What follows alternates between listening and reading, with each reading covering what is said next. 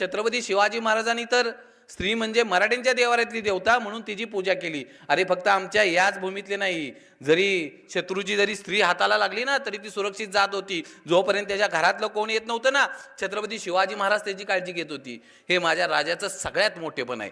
हे जगात कुणालाही लाभलं नाही. ज्यावेळी छत्रपती शिवाजी महाराजांनी शाहिस्तेखानाची बोटे छापली ना लाल महालात, त्यावेळी शाहिस्तेखानाची बहीण पळत पळत आली आणि शाहिस्तेखानाला म्हणते की तुझी भाची सापडत नाही. शाहिस्तेखान म्हणतो कुठंतरी नीट हुडकून बघ, कुठंतरी लपले असेल, कुठंतरी चुकले असेल.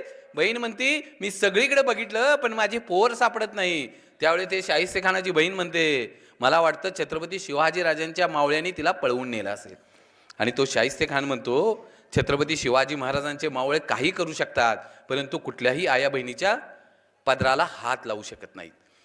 ही माझ्या राजाची पुण्य आहे. अरे जो औरंगजेब छत्रपती शिवाजी महाराजांचा सगळ्यात मोठा शत्रू, आणि ज्या दिवशी छत्रपती शिवाजी महाराजांची निधनाची बातमी त्याला कळते ना, त्यावेळी आपले दोन्ही हात त्या खुदाकडे करतो आणि त्या खुदाला मागणं मागतो, ये अल्लाह अपने जन्नत के दरवाजे खाली रखना, माँ बहनों की इज्जत करने वाला दुनिया का सबसे बड़ा योद्धा आपके पास आ रहा है. माझ्या राजाची ही पुण्य आहे ना.